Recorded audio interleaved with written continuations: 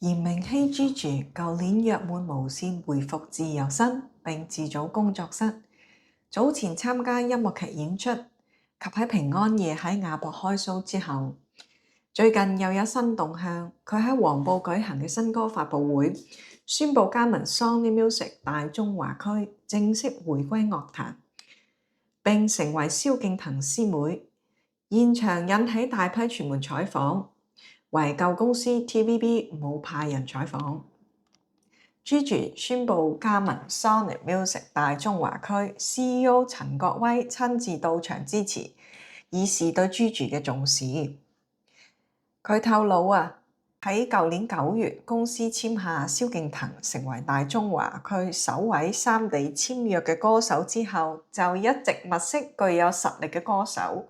佢大讚 Gigi， 因為見到 Gigi 嘅實力同埋佢嘅唱功，所有嘢都覺得佢好好，所以我哋好積極咁游說 Gigi 加盟我哋嘅大中華區。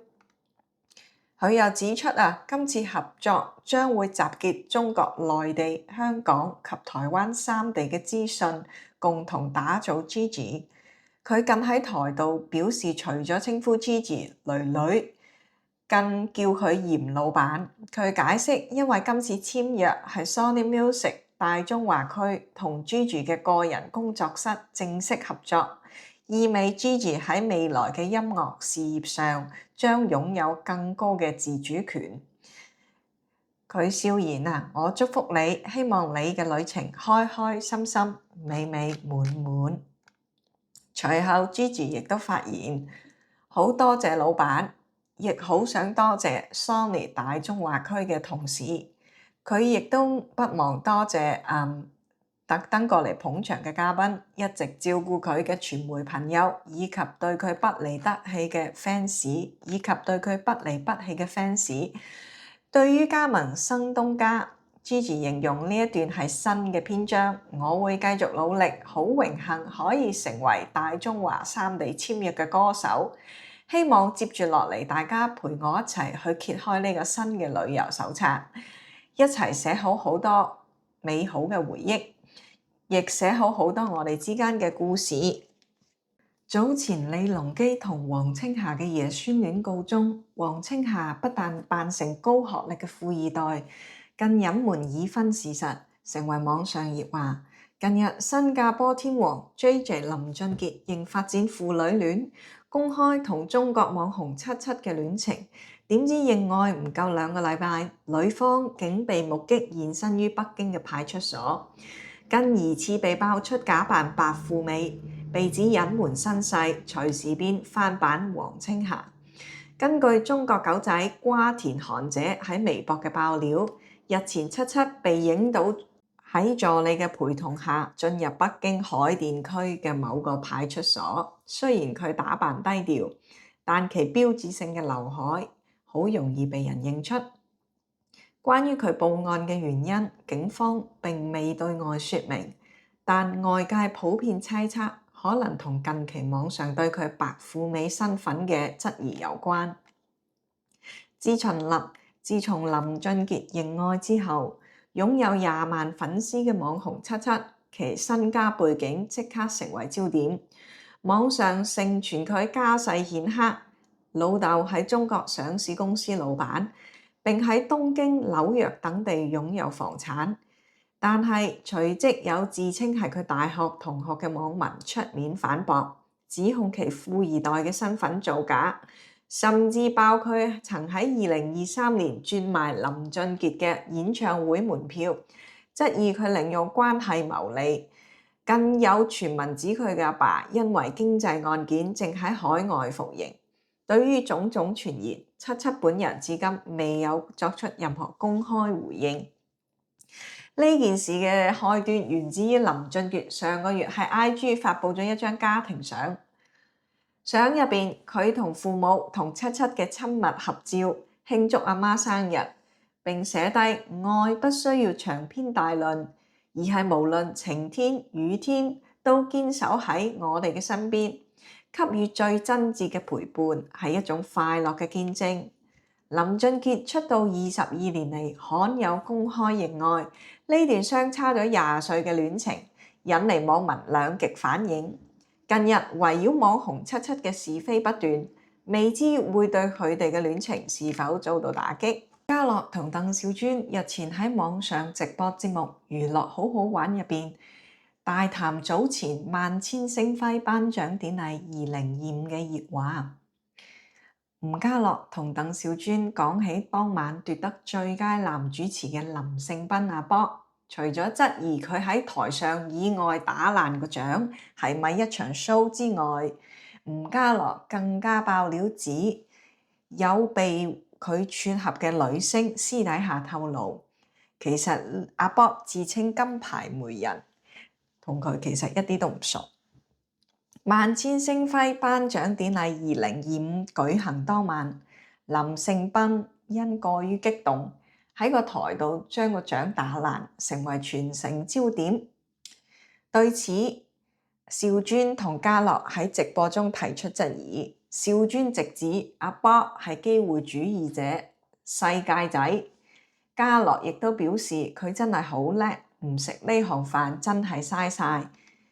即係我睇佢呢個動作咧，佢撈咗咁多年，究竟佢個力水放嗰個獎係有冇意識咧？我就唔敢講啦。但係我淨係覺得係咯。嘉樂舉起手指公讚阿波。佢認為無論阿波之前嘅感言有幾精彩，都比唔上打爛個獎嘅舉動嚟得震撼。佢指呢個意外令當晚所有其他獎項都變得失色，所有嘅焦點都落喺阿波嘅身上，贏晒啦！阿波你好叻仔。除咗打爛個獎，嘉樂亦對阿波金牌媒人嘅稱號提出疑問。佢話喺圈中女星曾經向佢透露，表示自己同阿波一啲都唔熟，但係就寫到話自己嘅姻緣係由佢撮合。嘉樂表示，咁其實有幾多個係佢撮合呢？佢引述嗰個女明星講嘅嘢，其實我同佢唔熟㗎，只不過大家有 common friend，無端端傳下就講到話佢係我媒人。為咗保護對方，嘉樂堅決唔透露嗰個女星嘅身份，淨係表示對方婚姻生活美滿，有2個仔女。佢又補充，就連阿 Bob 主持嘅配對節目當中，亦有傳聞指其中一對成功配對嘅情侶喺參賽之前早就已經係戀人關係。儘管言辭間充滿質疑嘉樂喺直播中亦讚阿 Bob 醒目仔，認為佢而家嘅成功係自己努力得返嚟嘅，所以阿 Bob 係叻仔嘅，真係抵佢揾咁多錢。曾志偉日前喺萬千星輝頒獎典禮2025嘅台度宣布卸任 TVB 總經理。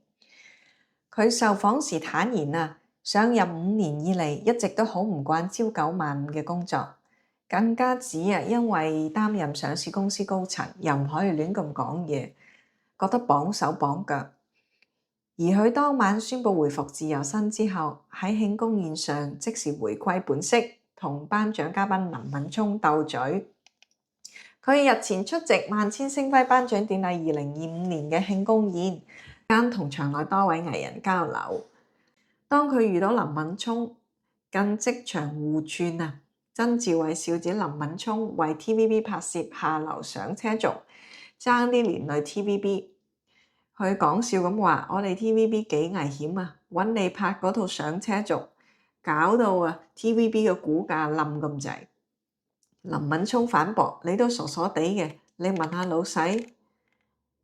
林敏聰受訪嘅時候，更想親手為曾志偉進食，快啲食啦！好耐冇餵你食啦。你遲早都要俾人餵㗎啦。曾志偉笑言：大吉利是個你。佢表示會掛住一眾同事，更稱隔日就會返嚟 TVB 探大家。以前做總經理呢樣又唔講得，嗰樣又唔講得。得啦，我會掛住你哋嘅，我會成日返嚟嘅。60歲影后劉嘉玲近日喺 IG 分享新年嘅合照，留言：新年新氣象，好友相聚樂陶陶。原來有網民喺上環文武廟捕獲劉嘉玲，見到劉嘉玲當時俾唔少人包圍，又邊行邊傾，排場十足，引起網民熱議。劉嘉玲當日喺文武廟被偶遇，戴上太陽眼鏡嘅佢，星味十足。網民以奇奇妙妙嘅偶遇為標題，表示好幸運撞到藝人。繼淺水灣偶遇梁文道先生之後，又喺文武廟偶遇劉嘉玲。2026對我真係好啦！唔少網民見到劉嘉玲嘅相，好奇佢去文武廟祈福定還神。但係有眼靈嘅網民直指劉嘉玲嘅一身行頭非常重本，逐一拆解名牌。網民指劉嘉玲所着嘅外套嚟自 Chanel， 價值12萬港幣，對鞋價值4000幾蚊港紙。至於劉嘉玲攞住嘅 MX 鱷魚皮手袋就更加貴啦，價值大概50幾萬港幣。而其身上所佩戴嘅珠寶首飾，加起身估計百零萬到。唔少網民震驚劉嘉玲去拜神嘅休閒打扮，貴氣得嚟，又有氣質，好有品味。果然一睇個樣就好搭水，有錢係次要，主要都係識襯。劉嘉玲同梁朝偉結婚17年，早前喺內地綜藝節目《一路繁花二》中，更加直言我就係唔想生，霸氣回應外界對於冇下一代人生唔完整嘅質疑。佢認為人生嘅圓滿並非只有傳宗接代，就算選擇唔生都可以過得幸福自在。佢坦言同細路仔嘅互動當下感到快樂，但佢認為時間拉長嚟睇就唔一樣啦，變得大部分時間都唔會快樂。劉嘉玲解釋，有細路仔就等於有一世嘅牽掛，正係因為對責任嘅深思熟慮，令佢喺生育嘅問題上覺得好猶豫，想自己享受人生。有江南第一深情同戀愛祖師爺之稱嘅內地千萬網紅童感情，主打風流倜儻，但係又帶點深情嘅花心男人節，因喺戶外直播同唔同嘅美女搭訕，分享所謂嘅情感秘訣而爆紅。近日有女網友爆料童感情令佢未婚先孕，生咗佢個仔，因童感情唔願意一次性付清220萬人民幣嘅撫養費，佢將呢件事公開到網上，引起熱議。一名女網友喺網上透露自己同童感情係喺2024年1月相識，期間童感情更邀請佢前往杭州玩，並俾對方唔少嘅零用錢。女方就喺同童感情嘅相處過程中擦出火花，冇諗到意外懷孕同埋生埋佢個仔，冇能力去撫養，同童感情又傾唔掂數，所以將件事曝光。後續童感情亦晒出同女方嘅對話截圖反擊，喺兩個人嘅對話記錄顯示，女方因為對橡膠過敏、長期食避孕藥等原因，主動要求童感情唔戴安全套。點知女網友意外懷孕，童感情得知後，亦都態度積極咁替女方揾醫院，話要將佢個仔落咗。但係女方堅決生小朋友，並要求佢一次性支付18年嘅撫養費同埋生育醫療費，約合220萬人民幣嘅費用。